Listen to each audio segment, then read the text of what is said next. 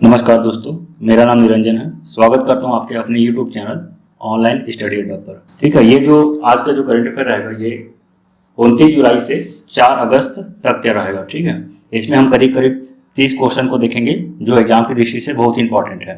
यदि आप एग्जाम की तैयारी भी नहीं करें तब भी आप करंट अफेयर से संबंधित चीज़ों को आप देख सकते हैं। इससे क्या होगा, आपका कौशल विकास ही होगा। ठीक है, और आपको वर्तमान चीज़ों से भी संबंधित आप अपडेट रहेंगे। ठीक है, तो चलिए शुरू करते हैं। देखिए, पहला जो क्वेश्चन है, यूनेस्को की विश्व विरासत सूची में ऐतिहासिक मोइदम्स को शामिल किया गया है, यह किस राज्य में स्थित है। देखिए, आपको पता ही होगा कि हाल ही में दिल्ली में यूनेस्को की 66वां जो है सम्मेलन संपन्न हुआ है। ठीक है, इसी सम्मेलन के दौरान जो है मोइदम्स को, मतलब भारत का जो है 43वां स्थल है ये विश्व विरासत सूची में शामिल होने वाला। ठीक है, मोइदम्स को शामिल किया गया है और यह जो है असम राज्य में स्थित है। आप देख सकते हैं इस चित्र में भी। ठीक, चलिए इसके बारे से कुछ जान लेते हैं। देखिए, पूर्वी असम में स्थित मोइदम्स को सांस्कृतिक श्रेणी में प्रतिष्ठित 43वां यूनेस्को विश्व धरोहर स्थल का टैग प्राप्त हुआ है। ठीक, तो ये इंपॉर्टेंट है। ठीक, ये जो है 43वां क्रम का है, इसको आप ध्यान में रख लीजिएगा। देखिए, इसके बारे से और कुछ जानते हैं। ये जो मोइदम्स है ये एक अद्वितीय और प्राचीन दफन प्रणाली है। मतलब ये जो एक प्रकार का कब्रिस्तान है। ठीक है, और इसी को मोइदम्स के नाम से जाना जाता है। ये जो मोइदम्स है अहोम राजवंश की प्रमुख विरासत है। ठीक है, जो कि इन्होंने 600 वर्षों तक जो है असम पर शासन किया था। तो ये एक इंपॉर्टेंट है। अगर एग्जाम में क्वेश्चन पूछा जाता है कि जो मोइदम्स है कहाँ स्थित है, तो इसका उत्तर हो जाएगा असम में। और यदि पूछा जाता है कि ये किस वंश से संबंधित है, तो इसका जो सही उत्तर हो जाएगा वो है अहोम राजवंश, जो कि 600 वर्षों तक जो है असम में शासन किया है। ठीक, तो मोइदम्स न केवल एक दफन स्थल है बल्कि यह अहोम संस्कृति, इतिहास और परंपराओं का एक जीवन प्रतीक भी है। असम की बात करें तो ये जो है भारत के पूर्वोत्तर में स्थित है और असम के ऊपर में अरुणाचल प्रदेश है, इसके दाईं ओर नागालैंड, उसके नीचे मणिपुर और यहाँ पे मेघालय है। ठीक है, और इधर बात करते हैं वेस्ट बंगाल है और ऊपर जो भूटान देश है और इसके दाईं ओर जो है म्यांमार देश भी है। तो इतना आप असम के बारे से जान लेंगे। असम की यदि हम राजधानी की बात करें तो इसकी राजधानी दिसपुर है, मुख्यमंत्री हेमंत बिस्वा शर्मा है, राज्यपाल गुलाब चंद कटारिया, और यदि यहाँ के नेशनल पार्क की बात करें तो काजीरंगा और मानस राष्ट्रीय उद्यान है। सरकार ने 31 मार्च 2027 तक देश भर में कितने प्रधानमंत्री भारतीय जन औषधि केंद्र खोलने का लक्ष्य रखा है।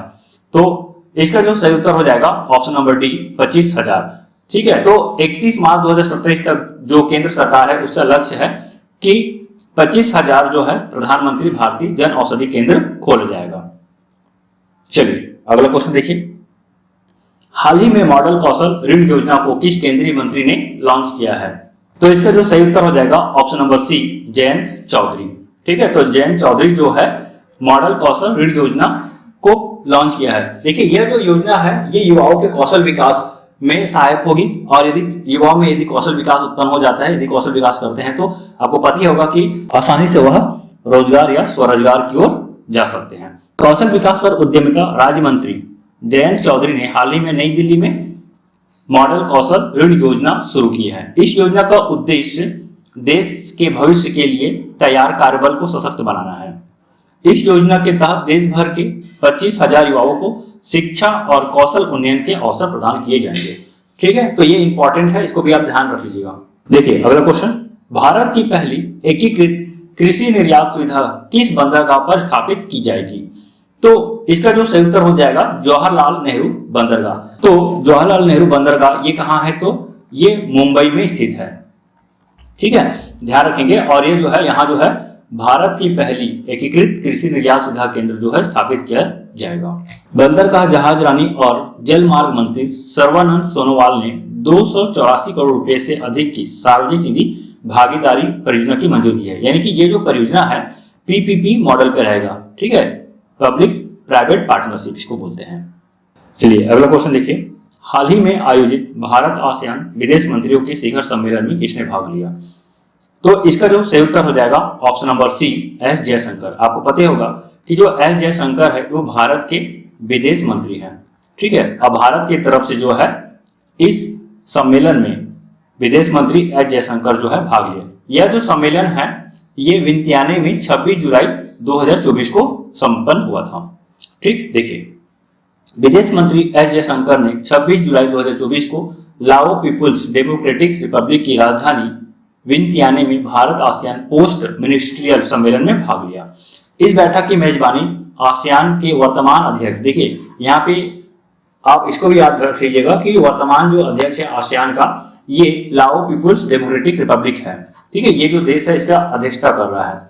और यदि हम यहाँ के उप प्रधानमंत्री की बात करें तो सेलुमैक्से कोमासित लाओ जो है पीपुल्स डेमोक्रेटिक रिपब्लिक के तरफ से उप प्रधानमंत्री और विदेश मंत्री भी है। अगला क्वेश्चन देखते हैं। हाल ही में ओलंपिक 2024 में कांस्य पदक जीतने वाली पहली महिला निशानेबाज कौन बनी है? तो इसका जो सही उत्तर हो जाएगा option number D, Manu Bhaker. देखिए पेरिस ओलंपिक जो है आयोजित हो रहा है, मतलब अभी भी चल ही रहा है पेरिस ओलंपिक, और भारत की तरफ से जो है प्रथम पदक, यदि हम प्रथम पदक की बात करते हैं तो मनु भाकर जो है शूटिंग में प्राप्त की है। ठीक है, और इस तरह से ये पहली महिला बन गई है जो कि शूटिंग में जो है पदक हासिल की है, ओलंपिक पदक। मनु भाकर ने रविवार 28 जुलाई को पेरिस में ओलंपिक कांस्य पदक जीतकर इतिहास रच दिया है। हरियाणा की 22 वर्षीय खिलाड़ी ने महिलाओं की 10 मीटर एयर पिस्टल फाइनल में तीसरा स्थान हासिल करने के बाद खेलों में पदक जीतने वाली पहली भारतीय महिला निशानेबाज बन गई है। ठीक है, और यदि हम बात करें अब तक की, तो भारत की तरफ से अब तक ओलंपिक में जो है कुल 6 जो है शूटिंग में मेडल प्राप्त कर चुके हैं। देखिए अगला क्वेश्चन, मंडेला विरासत स्थलों को हाल ही में कहां यूनेस्को विरासत का दर्जा प्राप्त हुआ है? ठीक, तो आपको पता ही होगा कि जो नेल्सन मंडेला है ये दक्षिण अफ्रीका के समाज सुधारक है। ठीक है, इन्होंने नस्ल भेद के खिलाफ जो है प्रमुख अभियान चलाया था और वहां एक नई संविधान को लागू किया जो कि राजतंत्रात्मक से प्रजातंत्रात्मक होगा, यानी कि गणतंत्रात्मक। ठीक, तो ये जो यूनेस्को विरासत का जो दर्जा प्राप्त हुआ है ये है दक्षिण अफ्रीका। देखिए दक्षिण अफ्रीका में मानवाधिकारों के पैरोकार और मुक्ति संग्राम के अगुवा रहे पूर्व राष्ट्रपति नेल्सन मंडेला से जुड़े ऐतिहासिक स्थल को, देखिए इनसे जुड़े जितने भी ऐतिहासिक स्थल है उन सभी को यूनेस्को की विश्व धरोहर सूची में शामिल किया गया है। मानवाधिकार, मुक्ति संघर्ष और सुलह नेल्सन मंडेला विरासत स्थल नामक नामांकन अफ्रीकी देश द्वारा प्रस्तुत किया गया था, मतलब इसको अफ्रीकी देश द्वारा प्रस्तुत किया गया था और इस बार के जो सत्र था यूनेस्को का, वहां इसे जो है विश्व धरोहर स्थल की सूची में शामिल कर दिया गया है। अब तक जो है इस वर्ष का जो सम्मेलन है इसमें जो है कुल विश्व के 24 स्थलों को विश्व विरासत सूची में शामिल किया गया है, जिसमें से भारत की बात करें तो असम के मोइदंस है। ठीक, देखिए यदि हम दक्षिण अफ्रीका की बात करें तो यहाँ की राजधानियां जो है कोई एक राजधानी नहीं है, यहाँ 3 राजधानियां देखने को मिलती हैं, जिसमें केप टाउन, प्रिटोरिया, ब्लूमफोंटेन। ठीक, यहाँ की राष्ट्रपति जो है सिरिल रामाफोसा है। चलिए अगला क्वेश्चन देखिए, हाल ही में महिला एशिया कप 2024 किस टीम ने जीता है? तो इसका जो सही उत्तर हो जाएगा option number C, Sri Lanka. Sri Lanka जो है एशिया महिला कप 2024 का खिताब अपने नाम किया है और इन्होंने फाइनल में भारत को पराजित किया है। तो भारत जो है उप विजेता है और श्रीलंका जो है विजेता है। श्रीलंकाई महिला टीम ने अपने घर में खेले गए महिला एशिया कप 2024 टूर्नामेंट में इतिहास रच दिया है। फाइनल मुकाबला रविवार को दांगुला में खेला गया, जिसमें श्रीलंका ने भारतीय महिला टीम को 8 विकेट से हराकर पहली खिताब जीते हैं। मतलब जो श्रीलंका जो है एशियाई महिला खेल में जो है पहली बार जो है यह पदक प्राप्त किया, पुरस्कार प्राप्त किया है। और वही हम भारत की बात करें तो भारत अब तक जो है 7 बार जो है विजेता बन चुके हैं महिला क्रिकेट एशिया कप 2024। यदि हम इसके संस्करण की बात करें तो ये 9वां संस्करण था, जिसमें से 7 बार जो है भारत विजेता बने हैं, 1 बार बांग्लादेश और 1 बार अभी वर्तमान में श्रीलंका जो है इसके विजेता बने हैं। ठीक है, तो इस तरह से यह जो संस्करण था 9वां संस्करण था और यह जो है 19 जुलाई से 28 जुलाई तक आयोजन हुआ था। कहां? तो श्रीलंका में। जो महिला क्रिकेट एशिया कप है इसकी कुल टीम जो है 8 है, विजेता श्रीलंका और उप विजेता भारत है। ठीक है, तो अभी मैंने आपको बताया कि विजेता यानी कि श्रीलंका जो है भारत को 8 विकेट से हराकर खिताब अपने नाम किया है। फाइनल मैच में सर्वश्रेष्ठ खिलाड़ी का जो उपाधि प्राप्त किया है वो है हर्षिता समरविक्रमा। ठीक है, ये जो है श्रीलंका के खिलाड़ी है। और वही हम पूरा टूर्नामेंट की बात करें तो पूरा टूर्नामेंट में चमारी अथापथु को जो है सर्वश्रेष्ठ खिलाड़ी का पुरस्कार प्राप्त हुआ है। इन्होंने पूरी सीरीज में 300 रन बनाए हैं और साथ ही साथ 3 विकेट भी लिए हैं। चलिए, ये जो है महिला एशिया कप विजेता की सूची और मेजबान देशों की लिस्ट। तो देखिए पहला संस्करण जो है श्रीलंका में संपन्न हुआ था और विजेता है भारत। तो मैंने आपको पहले बताया कि भारत जो है अब तक 7 बार जीता है, जिसमें से पहला संस्करण, दूसरा संस्करण, तीसरा संस्करण, चौथा संस्करण, 5वां संस्करण, 6वां संस्करण और 8वां संस्करण जो है भारत के नाम है। और वही यदि हम बात करते हैं 7वां संस्करण का, तो बांग्लादेश जो है विजेता है और अभी वर्तमान 2024 में श्रीलंका जो है इसके विजेता रहे। देखिए, यदि हम शुरू के 4 खेल की बात करें तो ये वनडे मैच था और अभी अंतिम 5 जो है ये T20 मैच है। ठीक, तो ये सब चीजों को भी आप ध्यान में रखिएगा, हो सकता है यहां से भी क्वेश्चन बन जाए। पिछला विजेता की बात करें तो देखिए, पिछला विजेता जो है भारत है और वर्तमान विजेता जो है श्रीलंका है। अब बांग्लादेश कब जीता है, तो बांग्लादेश जो है ये 2018 में यानी कि 7वां संस्करण में खिताब अपने नाम किया है। चलिए अगला क्वेश्चन देखते हैं। हाल ही में असम के नए राज्यपाल कौन बने हैं? तो इसका जो सही उत्तर हो जाएगा option number D, Lakshman Prasad Acharya. आप देख सकते हैं लक्ष्मण प्रसाद आचार्य। आपको पता ही होगा कि हाल ही में 10 राज्य और यूनियन टेरिटरी के राज्यपाल या प्रशासक को बदला गया है। ठीक है, तो उसी में असम के जो नए राज्यपाल बने हैं लक्ष्मण प्रसाद आचार्य जी हैं। देखिए 9 जो है राज्यों के राज्यपाल हैं और 1 जो है यूनियन टेरिटरी के प्रशासक नियुक्ति हुई है। तो इस तरह से कुल 10 राज्यपालों या प्रशासक का इस बार नियुक्ति हुआ है। देखिए, नियुक्तिकर्ता जो है वो भारत के राष्ट्रपति होते हैं। संविधान के अनुच्छेद 153 के तहत जो है यह प्रावधान किया गया है कि प्रत्येक राज्य के लिए एक राज्यपाल होगा, जिसकी नियुक्ति जो है राष्ट्रपति के द्वारा किया जाएगा। यदि हम इसके पद की बात करते हैं तो जो राज्यपालों की पद होता है वो राष्ट्रपति के प्रसाद पर्यंत होता है, मतलब राष्ट्रपति जब चाहे इसे पद से हटा भी सकते हैं, इसका कोई कार्यकाल फिक्स नहीं होता। ठीक, देखिए राष्ट्रपति द्रौपदी मुर्मू ने 28 जुलाई 2024 को 9 राज्यों के राज्यपाल और पुडुचेरी के उपराज्यपाल की नियुक्ति की है। राष्ट्रपति कार्यालय द्वारा जारी एक विज्ञप्ति में राष्ट्रपति ने पंजाब के राज्यपाल और केंद्र शासित प्रदेश चंडीगढ़ के प्रशासक के रूप में बनवारी लाल पुरोहित का इस्तीफा भी स्वीकार कर लिया है। यानी कि एक जो राज्यपाल है या इसे चंडीगढ़ का प्रशासक भी बोले तो इन्होंने इस्तीफा भी दिया है। ठीक, तो ये 9 राज्य हैं और एक पुडुचेरी के उपराज्यपाल हैं। यहाँ को भी देख लेते हैं कि कौन कौन से हैं, जो कि आपके एग्जाम में भी पूछा जा सकता है। ठीक है, देखिए तेलंगाना के राज्यपाल जो है जिष्णु देव वर्मा, सिक्किम के राज्यपाल ओम प्रकाश माथुर, झारखंड के संतोष कुमार गंगवार, छत्तीसगढ़ के रामेंडेका, मेघालय के CH विजय शंकर, राजस्थान के हरिभाऊ किशन राव बागड़े, महाराष्ट्र के CP राधाकृष्णन। देखिए जो CP राधाकृष्णन है ये इससे पहले जो है तेलंगाना के अतिरिक्त प्रभार के साथ झारखंड के उपराज्यपाल भी थे। गुलाबचंद कटारिया पंजाब के, ये जो गुलाबचंद कटारिया है चंडीगढ़ के प्रशासक भी थे और इससे पहले जो है असम के राज्यपाल भी रह चुके हैं। लक्ष्मण प्रसाद आचार्य असम के राज्यपाल हैं। ये जो है मणिपुर के राज्यपाल का अतिरिक्त प्रभार भी इन्हें दिया गया है और ये जो है पहले सिक्किम के राज्यपाल थे। और वही यदि हम बात करते हैं पुडुचेरी के उपराज्यपाल का, तो ये जो है के कैलाश नाथन। ठीक है, तो आपको पता ही होगा कि वर्तमान में भारत में 28 राज्य है और 8 जो है यूनियन टेरिटरी यानी कि केंद्र शासित प्रदेश है। चलिए अगला क्वेश्चन देखते हैं। 2024 CRPF स्थापना दिवस कब मनाया गया? तो इसका सही उत्तर हो जाएगा ऑप्शन नंबर सी, 27 जुलाई। तो 27 जुलाई को जो है प्रतिवर्ष केंद्र सरकार द्वारा जो है CRPF स्थापना दिवस मनाया जाता है। केंद्रीय रिजर्व पुलिस बल 27 जुलाई 2024 को अपना स्थापना दिवस मना रहे हैं। ठीक, स्वतंत्रता के बाद भारतीय संसद ने 1949 में केंद्रीय रिजर्व पुलिस बल CRPF अधिनियम पारित किया था और 28 दिसंबर 1949 को CRPF अधिनियम 1949 के प्रावधान के अनुसार बल का नाम बदलकर जो है केंद्रीय रिजर्व पुलिस बल कर दिया था। ठीक है, तो यदि हम CRPF की बात करें तो CRPF जो है 27 जुलाई को जो है स्थापित हुआ था और इसी दिन को स्थापना दिवस के तौर पे प्रत्येक वर्ष मनाया जाता है। यदि हम CRPF के आदर्श वाक्य की बात करें तो इसका आदर्श वाक्य है सेवा और वफादारी। CRPF का मुख्यालय नई दिल्ली में है और वर्तमान में इसके महानिदेशक अनीश दयाल सिंह जी हैं। चलिए अगला क्वेश्चन देखिए।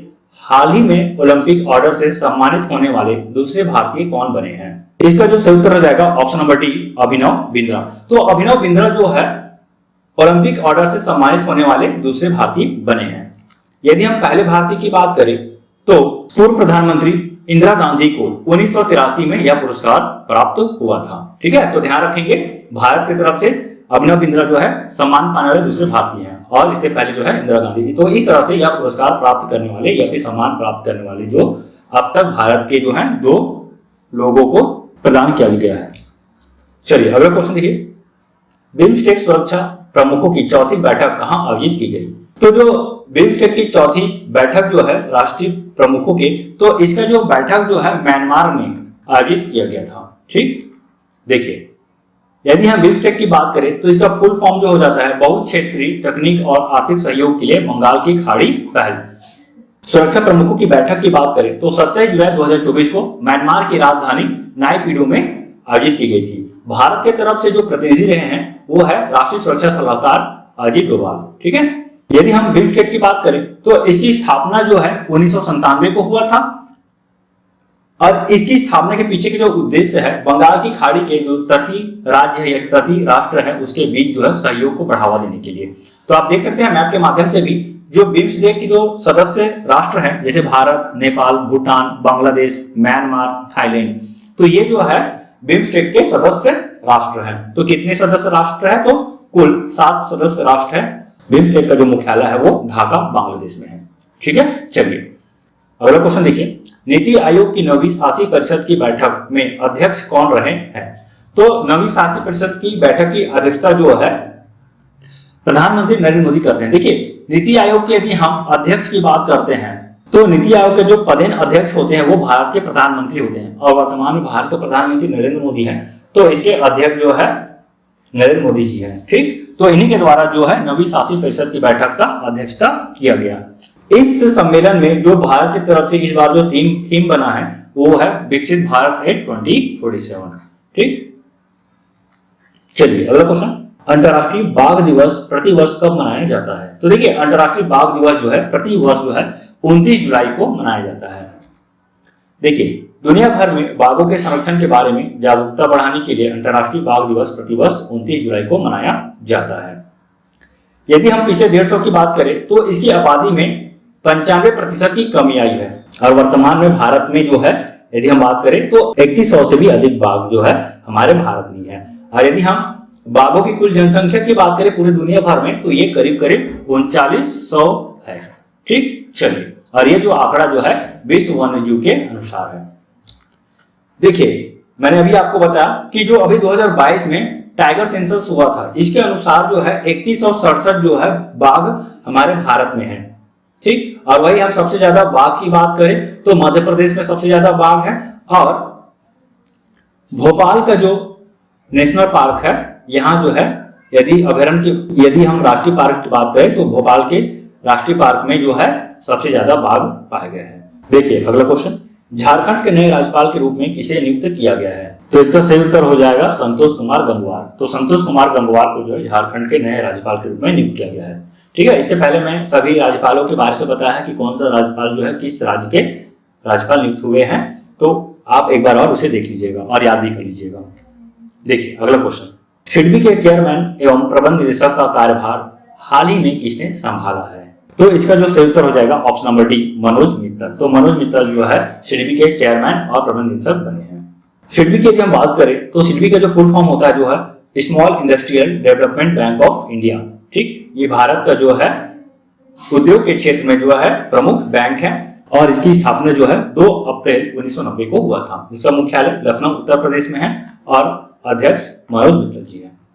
चलिए अगला क्वेश्चन, कौन सा देश द्विवार्षिक पुरुष क्रिकेट एशिया कप 2025 की मेजबानी करेगा? तो देखिए हाल ही में जो है 2025 और 2027 का जो एशिया कप का मेजबानी का बात किया गया है। ठीक है, जिसके तहत जो है 2025 का जो मेजबान जो देश होंगे वो भारत होंगे और 2027 के लिए जो होगा वो है बांग्लादेश। ठीक, एशियाई क्रिकेट परिषद ने 2025 और 2027 में आयोजित होने वाले आगामी द्विवार्षिक पुरुष क्रिकेट एशिया कप की मेजबानी की घोषणा की है। भारत T20 प्रारूप में 2025 संस्करण की मेजबानी करेगा और बांग्लादेश जो है एक दिवसीय अंतरराष्ट्रीय क्रिकेट के लिए जो है 2027 संस्करण का मेजबानी करेगा। ठीक, और अभी जो है आईसीसी का 14वां जो है वनडे विश्व कप 2027 में दक्षिण अफ्रीका, जिम्बाब्वे, नामीबिया में संयुक्त रूप से आयोजित किया जाएगा।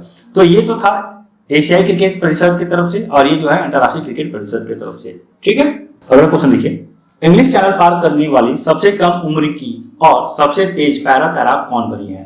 तो इसका जो सही उत्तर हो जाएगा ऑप्शन नंबर सी, GRI। तो GRI जो है सबसे कम उम्र की भारतीय बन गई है, पैरा तैराक बन गई है जो कि इंग्लिश चैनल पार की है। देखिए मुंबई की 16 वर्षीय GRI इंग्लिश चैनल को पार करने वाली दुनिया की सबसे कम उम्र की और सबसे तेज पैरा तैराक बन गई है। देखिए GRI की हम बात करें, ये जो है ऑटिज्म स्पेक्ट्रम डिसऑर्डर से पीड़ित है। देखिए यदि हम इंग्लिश चैनल की बात करें मैप में, तो देखिए इंग्लिश चैनल जो है ये यूनाइटेड किंगडम और फ्रांस के मध्य स्थित है। ठीक, तो ये जो मार्ग है, इसी मार्ग को इंग्लिश चैनल कहा गया है। अगला क्वेश्चन देखिए, मनु भाकर और सरबजोत सिंह ने पेरिस ओलंपिक में मिश्रित 10 मीटर एयर पिस्टल निशानेबाजी में कौन सा मेडल जीता है? ठीक, तो इससे पहले भी मैंने आपको बताया कि भारत के लिए जो पहला ओलंपिक पदक दिलाने वाली कौन है, तो यह है मनु भाकर। और मनु भाकर जो है निशानेबाजी में भारत के लिए पहला पदक जीत लाई है और ये जो है ब्रॉन्ज मेडल है। तो अभी जो है ये जो है इनकी जो जोड़ी है सरबजोत सिंह के साथ, तो इसमें भी इन्होंने निशानेबाजी में ब्रॉन्ज मेडल जीती है। मनु भाकर और सरबजोत सिंह ने पेरिस ओलंपिक में मिश्रित 10 मीटर एयर पिस्टल निशानेबाजी में कांस्य पदक जीता, जिससे भारत के पदकों की संख्या 2 हो गई है। ठीक है, यदि अभी वर्तमान बात करें तो भारत की जो पदक लिस्ट जो है ये परिवर्तित हो चुकी है और भारत जो है 2 स्वर्ण मेडल भी प्राप्त कर चुकी है। ठीक है, तो आगे हम इस पर चर्चा करेंगे, अलग से विस्तृत वीडियो बनेगा जो कि पेरिस ओलंपिक के लिए रहेगा। ठीक है, देखिए मनु भाकर स्वतंत्रता के बाद एक ही ओलंपिक में 2 पदक जीतने वाली पहली भारतीय बन गई है। इससे पहले वह महिलाओं की 10 मीटर एयर पिस्टल में कांस्य पदक जीत चुकी है। सरबजोत सिंह और ग्रीष्मकालीन खेलों में पदक जीतने वाले छठे भारतीय निशानेबाज हैं। यदि हम शूटिंग की बात करें तो भारत अब तक 6 पदक प्राप्त कर चुका है। देखिए अगला क्वेश्चन, टेबल टेनिस में ओलंपिक राउंड ऑफ 16 तक पहुंचने वाली पहली भारतीय महिला कौन बनी है? तो आप देख सकते हैं, आप यदि चित्र को देख रहे हैं, इमेज को देख रहे हैं, तो आप इमेज से भी अनुमान लगा सकते हैं कि इसका उत्तर क्या होगा। ठीक है, तो इसका जो सही उत्तर हो जाएगा option number B, Manika Batra. देखिए मनिका बत्रा टेबल टेनिस में ओलंपिक राउंड ऑफ 16 तक पहुंचने वाली पहली भारतीय महिला बनी है। मनिका बत्रा ओलंपिक खेलों में एकल प्री क्वार्टर फाइनल तक पहुंचने वाली पहली भारतीय टेबल टेनिस खिलाड़ी भी बन गई है। यदि हम इसके सम्मान की बात करें तो इन्होंने 2020 में मेजर ध्यानचंद खेल रत्न पुरस्कार से भी सम्मान प्राप्त की है। संघ लोक सेवा आयोग के नए अध्यक्ष के रूप में किसे नियुक्त किया गया है? तो इसका जो सही उत्तर हो जाएगा option number D, Preeti Sudan. तो प्रीति सूदन को जो है संघ लोक सेवा आयोग के नए अध्यक्ष के रूप में नियुक्त किया गया है। 1983 बैच की IAS अधिकारी रही पूर्व केंद्रीय स्वास्थ्य सचिव प्रीति सूदन जो है मनोज सोनी के इस्तीफे के बाद जो है यूपीएससी की नई अध्यक्ष बनी है। इस पद पर आसीन होने वाली जो प्रीति सूदन जो है ये दूसरी महिला है। इन्होंने बेटी बचाओ बेटी पढ़ाओ और आयुष्मान भारत जैसे राष्ट्रीय कार्यक्रमों में महत्वपूर्ण योगदान भी दिया है। अगला क्वेश्चन देखिए, हाल ही में किस देश की साधु द्वीप सोने की खदान को यूनेस्को विरासत का दर्जा मिला है? तो इसका जो सही उत्तर हो जाएगा जापान। तो देखिए जापान की साधु द्वीप को यूनेस्को की विरासत सूची में शामिल किया गया है। यूनेस्को की विश्व धरोहर समिति ने जापान की विवादास्पद साधु सोने की खदान को सांस्कृतिक विरासत स्थल के रूप में पंजीकृत करने का फैसला लिया है। देखिए कौन सा इसमें है, स्थल में है, तो ये सांस्कृतिक विरासत स्थल में है। ठीक, उत्तरी जापान में निगाटा के तट पर एक द्वीप पर स्थित यह खदान 400 वर्षों तक संचालित हुई और 1989 में बंद होने से पहले दुनिया की सबसे बड़ी सोना उत्पादक खदान भी थी। ठीक, देखिए जापान की राजधानी टोक्यो है, इसकी प्रधानमंत्री फूमियो किशिदा और जापानी मुद्रा की बात करें तो जापानी येन है। देखिए वर्ल्ड मैप में यदि हम जापान की बात करते हैं तो ये जो है रसिया के दाईं ओर है। ठीक है, एक छोटा सा द्वीप है। देखिए अगला क्वेश्चन, चर्चा में रहा कुल्हाड़ी वन पंचायत अभियान किस राज्य से संबंधित है? ठीक है, तो हाल ही में प्रधानमंत्री जी जो है अपने मन की बात में कुल्हाड़ी वन पंचायत अभियान की चर्चा किया है और ये जो चर्चा है, ठीक है, अभियान जो है ये राजस्थान से संबंधित है। देखिए मन की बात कार्यक्रम के 112वें एडिशन में राजस्थान की कुल्हाड़ी वन पंचायत का जिक्र किया। ये वो पंचायत थी जिसकी वजह से रणथंभौर का इसका जो दूसरा हिस्सा जो है करौली, इसे बचाया गया है। ठीक है, देखिए कुल्हाड़ी वन पंचायत का यह मतलब है कि वहां जो पहले जो है बकरी चराने के लिए या गाय भैंस भेड़ बकरी वगैरह चराने के लिए जब जाते तो अपने साथ कुल्हाड़ी लेकर जाते थे। तो कुल्हाड़ी से क्या होता था, बहुत सारे पेड़ पौधों को भी वो काटते थे। ठीक है, तो अब वहां की जो पंचायत जो है यह निर्णय लिया गया कि अब यहाँ जो है कुल्हाड़ी बिल्कुल नहीं चलाया जाएगा, है ना, पेड़ पौधों को बिल्कुल नुकसान नहीं पहुंचाया जाएगा, उसकी क्षति नहीं पहुंचाई जाएगी। और इस अभियान के तहत ही ऐसा स्थिति बन गया कि राजस्थान के जो करौली क्षेत्र है वहां का जो जंगल है हरा भरा हो गया और वह जो जंगल है वो वन्य जीव प्राणी जैसे मुख्य रूप से टाइगर के लिए भी अच्छा क्षेत्र बन गया है। ठीक है, देखिए अगला क्वेश्चन, जैसा के बाद एशियाई क्रिकेट परिषद के अगले अध्यक्ष कौन बनेंगे? ठीक है, वर्तमान में जो है जैसा है और उसके बाद अब जो है मोहसिन नकवी को जो है एशियाई क्रिकेट परिषद का अध्यक्ष बना गया है। जो मोहसिन नकवी जो है ये है पाकिस्तान के हैं। ठीक, देखिए पाकिस्तान क्रिकेट बोर्ड के अध्यक्ष मोहसिन नकवी 2024 के अंत में एशियाई क्रिकेट परिषद का अध्यक्ष बनने वाले हैं। जो मोहसिन नकवी है वो आगामी जो टूर्नामेंट है उसको देख रेख करेंगे, जैसे कि एशिया कप 2025 ये T20 टूर्नामेंट है, एशिया कप 2027 बांग्लादेश का एक दिवसीय टूर्नामेंट है और आईसीसी चैंपियंस ट्रॉफी 2025 जो कि पाकिस्तान में आयोजित होने वाली है। तो इनके पास जो ये 3 प्रमुख जिम्मेदारियां हैं जिसको ये निभाएंगे, इसकी अध्यक्षता ये करेंगे। नई दिल्ली में संपन्न यूनेस्को की विश्व धरोहर समिति के 46वें सत्र में यूनेस्को की विश्व विरासत सूची में कितने विरासत स्थल जोड़े गए हैं? ठीक है, तो आपको पता ही होगा कि हाल ही में नई दिल्ली में यूनेस्को की विश्व धरोहर समिति का 46वां सत्र आयोजन हुआ है और इस सत्र के दौरान जो है विश्व से कुल 24 देशों को विश्व विरासत सूची में शामिल किया गया है। देखिए, यदि हम यूनेस्को की बात करें, भारत की तरफ से जो है नवीन यूनेस्को विरासत स्थल जो है मोइदाम असम बना है। यूनेस्को की यदि हम भारत में कुल विरासत स्थल की बात करें तो कुल 43 स्थल है जो कि भारत में विश्व धरोहर में शामिल है। यूनेस्को की स्थापना जो है 16 नवंबर 1945 को हुआ। इसके कुल सदस्य देश 194 है। यूनेस्को के मुख्यालय पेरिस फ्रांस में है और इसके महानिदेशक जो है आंद्रे अजोले जो कि फ्रांस के हैं। ठीक है, यूनेस्को का फुल फॉर्म देखिए, United Nations Educational Scientific and Cultural Organization है। ठीक है, यह जो है संयुक्त राष्ट्र का एक अभिन्न अंग भी है। देखिए, भारत का कौन सा शहर कृषि अर्थशास्त्रियों के 32वें अंतर्राष्ट्रीय सम्मेलन की मेजबानी करेगा? तो देखिए, इसका जो सही उत्तर हो जाएगा ऑप्शन नंबर ए, दिल्ली। तो दिल्ली जो है अंतर्राष्ट्रीय सम्मेलन की मेजबानी करेगा और भारत जो है दूसरी बार जो है कृषि अर्थशास्त्रियों के अंतर्राष्ट्रीय सम्मेलन की मेजबानी भी करेगा। ठीक है, देखिए यह जो सम्मेलन है 2 से 7 अगस्त 2024 तक चलेगा। पूसा इंस्टीट्यूट नई दिल्ली में कृषि अर्थशास्त्रियों के 32वें अंतर्राष्ट्रीय सम्मेलन की मेजबानी कर रहा है। ठीक है, देखिए इससे पहले जो है भारत जो है 1998 में मेजबानी किए थे। ठीक, यदि हम इस सम्मेलन की बात करें तो देखिए ये जो है सम्मेलन हर 3 साल में आयोजित किया जाता है। चलिए अगला क्वेश्चन देखिए, 2024 पेरिस ओलंपिक में भारत के लिए तीसरा पदक किसने जीता है? ठीक है, तो 2024 पेरिस ओलंपिक में भारत की तरफ से जो तीसरा पदक प्राप्त करने वाले हैं ये है स्वप्निल कुशाली। देखिए, भारतीय निशानेबाजी दल ने 2024 पेरिस ओलंपिक खेलों में भारत के लिए तीसरा पदक जीता है। स्वप्निल कुशाली जो कि महाराष्ट्र से संबंधित है, फाइनल में पुरुषों की 50 मीटर राइफल 3 पोजीशन स्पर्धा में कांस्य पदक जीता है। यदि हम बात करें तो अब तक जो है 3 पदक प्राप्त हुआ है पेरिस ओलंपिक में निशानेबाजी में, ना ध्यान रखिएगा। ठीक है, और तीनों पुरस्कार जो है ये कांस्य पदक का ही है। ठीक, अगला क्वेश्चन देखिए, वर्ल्ड क्राफ्ट सिटी प्रमाण पत्र पाने वाला चौथा भारतीय शहर कौन है?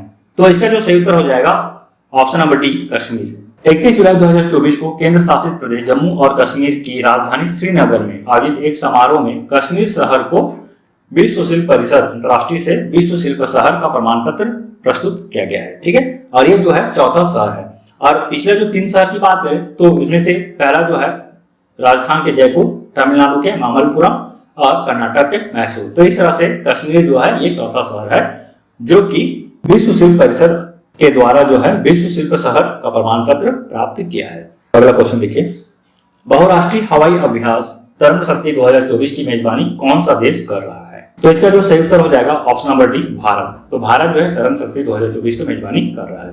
देखिए, जो तरंग शक्ति 2024 जो है ये बहुराष्ट्रीय जो है सैन्य अभ्यास है। ठीक है, इसमें लगभग जो है 30 देश भाग लेंगे और इसका आयोजन जो है 2 फेज में किया जाएगा।